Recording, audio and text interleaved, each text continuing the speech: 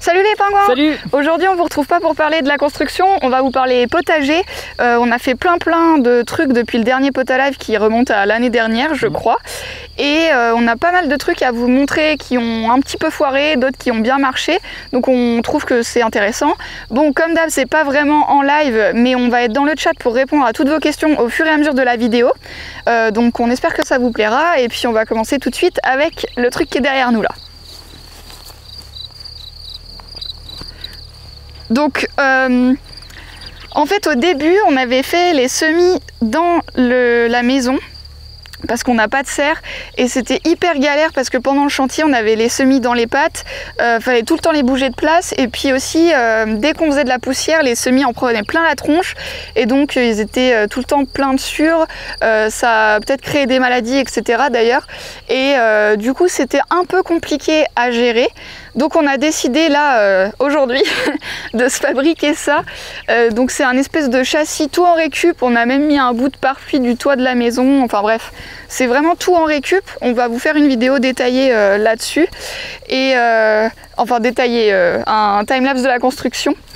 Et donc du coup ça nous a rien coûté, on a récupéré des vieilles fenêtres et ça va nous permettre de mettre les semis à l'abri dans le châssis pour qu'ils prennent la lumière toute la journée parce que dans la maison au final c'est quand même assez sombre pour des semis. Et du coup, ils commencent à tous filer. C'était compliqué de s'en occuper, de les arroser, etc. parce qu'ils n'étaient jamais au bon endroit. Donc du coup, ouais, ça donne des courges qui sont comme ça, en train de faire 3 mètres de long, alors que c'est pas censé du tout être comme ça. Donc, on pense que ça va être beaucoup mieux là-dedans. Et on vous dira ça dans le prochain Potalive si ça va mieux. Au niveau du système c'est vraiment très simple, il y a juste les fenêtres qui sont posées dessus et on les pousse pour faire un peu d'aération et pour accéder aux différents semis pour arroser. On a vraiment fait le plus simple possible. Et autre petit truc par rapport aux semis, on a eu des maladies qui sont propagées un petit peu au début des semis. Du coup on a fait une décoction d'ail qu'on a pulvérisé et ça a hyper bien marché. Après il n'y avait plus de maladies et on a fait ça aussi en préventif pour éviter que d'autres plants aient la maladie et ça marche hyper bien. Je me rappelle plus le nom de la maladie qu'on avait. Une maladie de champignons. Des petits champignons qui se propageaient. Donc voilà, ça marche bien, une décoction d'ail. Qu'est-ce qu'on a d'autre à dire? Au niveau des semis, on a fait beaucoup plus que l'année dernière parce que notre but là cette année, ce serait de manger beaucoup de repas dessus sur la belle saison, donc en été, parce que l'année dernière on avait mangé quelques salades de tomates, mais voilà, ça s'était arrêté là. Là, on a décidé de tester aussi plus de légumes. Donc on a des aubergines, des tomates, des pois, des patates douces, des piments, des poivrons. Qu'est-ce qu'on a d'autre? Des courgettes et des courges. Et du coup au niveau des patates douces, ça a mis hyper longtemps à commencer à pousser, mais ça a fini par prendre. Mais je sais pas si on aura le temps pour qu'elle arrive à terme et qu'elle nous fasse une patate douce. Mais en tout cas voilà, ça a fini par pousser, mais c'était très long. Bon, et les mauvaises conditions du chantier aident pas les semis, je pense. Ils sont plutôt moches. On aurait dû, ouais vraiment ils sont moches, on aurait vraiment dû faire le châssis plus tôt, mais on n'avait pas le temps, on était dans le chantier. Et là en fait on a vu les semis ce matin et on s'est dit, punaise il faut qu'on les sauve parce qu'ils sont en train de tous crever et de tous filer, donc voilà. Et donc pour info, pour ceux qui savent pas, ça file à cause du manque de lumière parce que la plante va essayer de chercher la lumière. Donc elle va se pencher du côté où il y a la lumière et donc tous nos semis ils étaient tous penchés à l'horizontale quasiment pour chercher la lumière. Donc vraiment pas terrible comme solution de mettre les semis sur le chantier. Mais bon, on espère qu'on va réussir à les sauver et en faire quelque chose quand même. Et cette année aussi on a essayé un nouveau truc et on vous dit pas ce que c'est. On va voir si vous connaissez et si vous savez qu'on peut faire pousser ça en France. Donc dites-nous ce que vous en pensez en commentaire et dites-nous si vous savez ce que c'est comme plante. On vous laisse répondre en commentaire et on vous donnera la réponse dans le prochain Potalive. Du coup, avant de faire ça, on avait essayé de faire un châssis en terre... je me rappelle plus du nom de la technique. en terre paille. Ça a pas trop mal marché. Donc c'est pareil avec des fenêtres de récup et en faisant des boudins de terre mélangés à de la paille. Et vu que notre terre elle est hyper argileuse, ça a hyper bien fonctionné. C'est devenu très très dur. Et vu qu'il y a les fenêtres qui le recouvrent, ben, ça craint pas trop la pluie. Par contre, l'inconvénient c'est que ça met quand même assez longtemps à faire. Parce qu'il faut malaxer la terre avec la paille, il faut attendre que ça sèche, etc. Et du coup, on n'a pas eu le temps de remonter plus le châssis, donc on s'en sert pas trop. Mais on s'en est servi pour mettre quelques salades un peu plus tôt dehors, pour qu'elles soient directement en pleine terre. Donc on verra, mais ça a l'air de pas trop mal fonctionner. Et pour l'instant, il n'y a pas eu d'attaque de limaces. Donc c'est une bonne méthode, la terre paille, pour construire des trucs un peu comme ça pour le potager. Mais il faut quand même un petit peu de temps. Ça coûte rien. Mais par contre, ouais, ça coûte que dalle. On l'a pas fait assez haut aussi. Ouais, bah on n'a pas eu le temps de le faire assez haut, mais l'idéal, ce serait de le remonter encore de 40 cm. Ouais, au moins. Et bon, peut-être pour l'année prochaine. Et voilà, je crois que c'était tout pour les semis. Donc après, bah, on va faire un petit tour du potager, de ce qui a marché et de ce qu'on est en train de mettre en place pour cette année. Et du coup, Kevin va vous parler des céréales déjà. Au niveau des céréales, je crois qu'on vous l'avait montré dans le dernier Potalive de l'année dernière. On avait semé du blé. On avait fait plusieurs essais de densité. Donc il a passé l'hiver. Enfin, il faut que le blé... La plupart des blés, il faut qu'ils passent l'hiver pour pouvoir se développer. Donc ça a bien marché sur le nose, ça s'est développé. C'est bien rempli de mauvaises herbes. Peut-être qu'on l'a pas semé assez dense. Justement, ici, cette partie, on avait fait des tests de densité. Là, c'est plus dense, on voit que c'est moins envahi par les herbes, cette partie-là, par les mauvaises herbes. Enfin, les autres herbes que le blé. Mais bon, en tout cas, ça pousse, donc on pense qu'on va pouvoir récolter du blé cet été si tout va bien. On a hâte. Et un truc qu'on s'est un petit peu renseigné sur le blé, parce que c'est quand même assez important si on veut une autonomie et être autonome comme c'est notre objectif.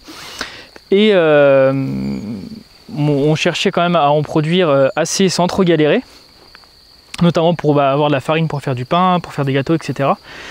Et du coup on s'est renseigné, on a trouvé une méthode qui s'appelle la méthode Bonfils, du nom du mec qui l'a mise au point et qui l'a inventé. Et bah, c'est pas très connu mais c'est ultra intéressant. En fait l'idée c'est de faire un semis de trèfle et dedans de mettre du blé dans ce semis de trèfle. Et par contre il faut mettre très peu de blé. Il faut mettre 1 grain par mètre carré, donc ça paraît ridicule par rapport aux techniques conventionnelles où il faut vraiment mettre je sais pas, mais beaucoup de grains par mètre carré. Et donc là c'est à peu près 1 grain par mètre carré. Donc sur 1 hectare je crois que ça fait moins d'1 kilo en tout, donc c'est vraiment rien du tout. Mais l'idée c'est de le planter beaucoup plus tôt que d'habitude. Normalement le blé je crois que c'est autour de novembre, c'est après l'été. Et là il faut le planter en juin. Et du coup il a beaucoup plus de temps de faire des racines. Et après il se développe et à partir d'un seul grain ça va faire des dizaines voire des centaines de tiges qui vont aussi faire des épis. Et normalement les grains des épis sont aussi plus lourds. Donc a priori avec cette méthode il n'y a pas besoin de beaucoup de blé à semer. Et ça fait beaucoup de récoltes. Donc c'est intéressant et on va le tester là où on a tondu. C'est là où on va faire les tests. Donc là on va bientôt semer le trèfle. Il faut juste qu'on trouve une technique pour enlever toute l'herbe avant de semer le trèfle, sinon le trèfle va être envahi par les herbes. Donc voilà, on est en train d'y réfléchir et de trouver une solution. On a essayé à la pioche mais il y en a pour plusieurs semaines à le faire.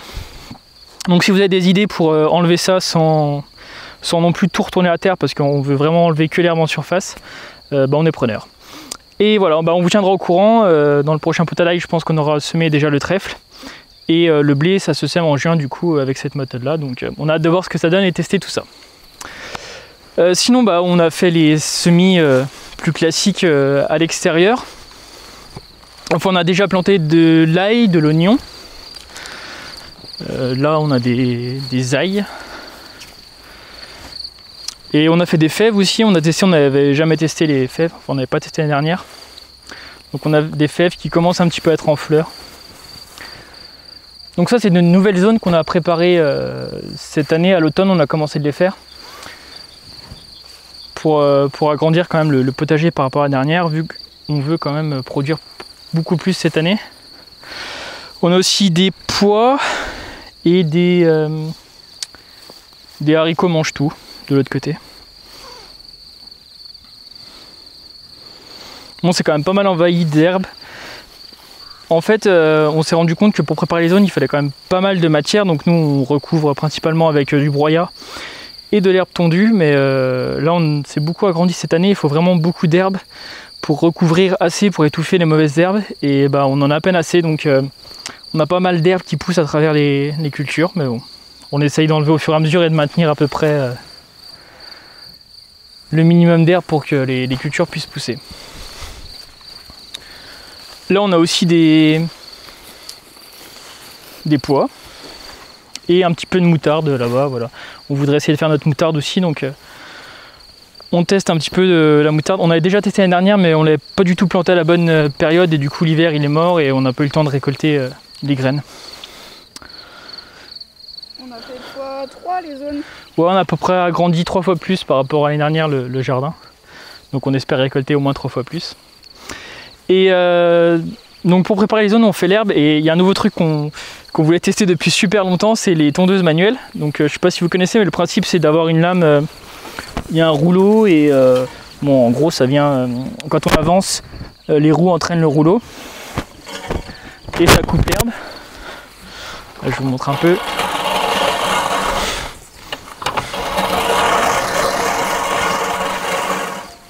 Et donc ça fait super longtemps qu'on avait envie que ça nous intéressait parce que bah déjà ça fait pas de bruit donc on peut tondre le dimanche, c'est jour férié donc ça c'est cool. Et l'autre avantage c'est qu'il n'y a pas besoin d'essence donc c'est plutôt cool, c'est assez écologique tout ça. Donc ça nous plaisait bien mais on hésitait et donc là Fiskars nous en a envoyé une et ça fait quelques semaines qu'on la teste et vraiment pour l'instant on est super content. On avait peur que dans un terrain comme le nôtre, qui est pas du tout une pelouse nickel de jardin bien entretenu, c'est un champ. On avait peur que ça aille pas du tout et finalement ça va assez bien. Donc voilà, mais bon ça on vous en reparlera dans une vidéo en détail. On va faire une comparaison entre la tondeuse manuelle et la tondeuse thermique pour montrer un peu les avantages et les inconvénients des deux solutions. Il y a aussi donc dans les trucs qu'on a préparés cette année, il y a une zone de fraisier qui est aussi bien envahie d'herbe. On n'a pas beaucoup de temps pour s'en occuper, et donc là on a à peu près une centaine de fraisiers sur toute la bande. Et ça c'est que des fraisiers qu'on a récupérés de stolons, d'autres fraisiers qu'on avait plantés l'année dernière. Donc on avait seulement 6 fraisiers je crois l'année dernière. Et à partir de ces 6 fraisiers, enfin c'est même que 2 pieds qu'on avait laissé s'écarter comme ils voulaient. Donc ils ont fait plein de petits. Et donc cette année on a récupéré les petits, on les a coupés, on les a replantés et ils repartent super bien. Il y en a beaucoup qui sont en fleurs. Et donc je pense qu'à l'année prochaine quand ils seront bien grossis on aura une superbe zone de fraises et on devrait manger pas mal de fraises. Et ce qui est intéressant c'est que au final on a acheté que 6 fraisiers donc je sais pas ça a coûté moins de 10 € et du coup si on arrive à être patient à attendre un an on peut avoir des centaines de fraisiers pour rien du tout donc ça c'est plutôt chouette. On a aussi essayé les artichauts cette année donc on a mis 2 pieds d'artichaut. Ce qu'on aime bien avec l'artichaut c'est, bon déjà on aime bien mais on n'est pas forcément hyper fan d'en manger tous les jours mais ce qui est intéressant c'est que c'est une plante vivace. Et du coup je crois que ça peut rester 3 ans en place et on aime bien pour le côté autonomie toutes les plantes qui sont vivaces parce qu'on les plante une fois et ensuite on récolte et il y a souvent beaucoup moins de boulot à faire, il n'y a pas de semis à faire etc. Donc ça c'est plutôt chouette et ça nous intéresse. Donc on essaie de trouver toutes les plantes qui peuvent nous nourrir et qui sont vivaces. Bon là aussi c'est le bordel un petit peu avec l'herbe. Là on a... voit pas qu'est-ce qui est des légumes et qu'est-ce qui est de l'herbe. Donc là on a des oignons et des ails. Et là les salades, ce qui est intéressant c'est qu'on les a pas semées. On avait laissé monter des salades en graines l'année dernière pour récupérer des graines, on avait récupéré pas mal. Mais il y avait pas mal de graines aussi qui sont tombées au sol. Et cette année sans rien faire on a vu qu'il y avait des endroits, des touffes de salades qui commençaient à germer en février-mars. Et du coup on les a séparées et on les a replantées plus espacées. Elles se sont pas semées toutes seules, toutes droites comme ça. Oui voilà, ça serait bien mais voilà. Nous il y avait donc une grosse touffe de salade avec 4-5 feuilles. Un peu de cette taille là à peu près au départ. Et on les a replantées un peu plus séparées pour qu'elles aient la place. Et ça marche super bien et du coup il n'y a pas de semis à faire. C'est chouette et ça a même beaucoup mieux marché que nos semis de salade qui n'ont pas du tout marché. Donc maintenant on va essayer tous les ans de se laisser des zones où on laisse des salades monter en graines ou d'autres trucs monter en graines pour que ça se ressème tout seul et comme ça dès que le temps est bien, dès qu'il et toutes les conditions, bah, ça pousse et puis nous on n'a plus qu'à éventuellement répartir un peu mieux. Et ça, bah, c'est les 2 pieds de fraisier qu'on a utilisé pour faire toute la zone. Donc voilà, là il n'y en avait que 2 à la base l'année dernière et donc là ça s'étendait jusque là en une seule année, donc ils sont beaucoup plus ici. Et voilà, il en reste encore plein, on pourrait sûrement replanter encore des dizaines et des dizaines ailleurs. Donc c'est vraiment intéressant et il y a beaucoup de fleurs, je pense qu'on aura beaucoup de fraises cette année avec cela. Donc ça aussi, toutes les salades rouges, c'est des salades qui se sont ressemées spontanément et qu'on a repiquées à des endroits un petit peu plus éloignés. Oh, je viens de me prendre une limace sur le bras, j'ai plein de baves dégueu. Pardon. Et non, c'est pas grave. Et sinon, cet hiver, un truc qu'on voudrait faire cette année, c'est mieux se préparer pour l'hiver parce que à cause du chantier, bon, on est complètement passé à côté des semis pour l'hiver. On a fait ça en novembre, donc fin novembre, donc c'était un peu tard, mais bon, on a quand même réussi à faire pousser des blettes qui sont plutôt belles. On a mangé, donc on en a mis 5 pieds, je crois. Donc il y a quelques-unes qui sont vraiment chouettes et on a pu manger quelques repas sur les blettes, donc ça c'est plutôt cool. Et pareil pour les épinards. On a pu faire quelques repas dessus. Bah, celui-là il est vraiment beau de pied. Il s'étend bien et voilà, sinon on a quelques pieds mais on les a plantés très tard mais ça a quand même bien fonctionné. Mais vraiment cette année on veut être mieux préparé pour l'hiver et on essaye de régulièrement, toutes les semaines, de voir un petit peu ce qu'il y a à faire au jardin, les semis qui sont à faire. On essaye de suivre un peu avec un calendrier pour pas être dépassé et se rendre compte au dernier moment qu'il fallait faire les semis à 3 mois. Et voilà, je crois qu'on a fait le tour des choses qu'on avait à dire intéressantes. Donc voilà, bah, n'hésitez pas si vous avez des questions en commentaire, etc. Des choses que vous souhaitez qu'on développe plus dans le prochain Potalive, à vous montrer plus en détail, vous expliquer plus sur des points précis, n'hésitez pas. Et si vous avez des conseils, on est preneurs, parce qu'on est loin d'être experts. Vous avez vu la tête de nos semis, ils sont pas très beaux, mais bon. On apprend au fur et à mesure et je pense qu'on a déjà progressé par rapport à l'année dernière. Ouais, et le gros truc aussi, c'est qu'on n'a pas de serre. Et du coup, pour gérer les semis, c'est ingérable si on n'a pas une pièce dédiée à ça ou carrément une serre. Si on veut être autonome alimentairement, c'est vraiment indispensable d'avoir une serre. Et même les petits châssis, là, ça suffira pas parce que ça gardera pas assez de chaleur en hiver. Là, ça va parce qu'on est au printemps, donc les nuits sont moins fraîches. Ça gèle presque plus, là, on est voilà. Fin avril, non, début mai même. Donc ça ira bien les châssis pour là, mais si on veut faire des semis assez tôt, en février pour certaines choses, et même début mars à mon avis, ça sera pas assez chaud dedans. Donc une petite serre, ça serait complètement vitré et bien isolé, ça serait pas mal. Du coup c'est un de nos projets pour l'avenir, mais il faut déjà qu'on termine la maison. Chaque chose en son temps. Et autre chose aussi, c'est que nous on est au centre de la France. Et on a vu les vidéos du potager d'Olivier, c'est une chaîne YouTube, on vous mettra le lien quelque part par là.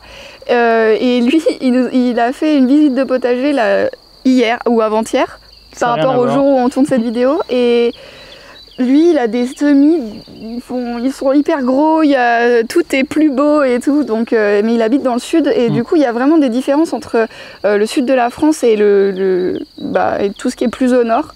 Et donc ça aussi, je pense que si on cherche un terrain pour s'installer, ça peut être un truc à prendre en compte. Pour l'autonomie. Pour l'autonomie alimentaire, ouais, tu gères pas de la même façon. Les problématiques du sud, ça va être plus la récupération de l'eau de pluie pour avoir assez d'eau pour arroser et pour boire, etc. Mais du coup, sur toute la partie production de légumes, il y a quand même des gros avantages à être dans le sud, je pense. Ouais. Et du coup, dans nos régions, la serre, c'est vraiment indispensable.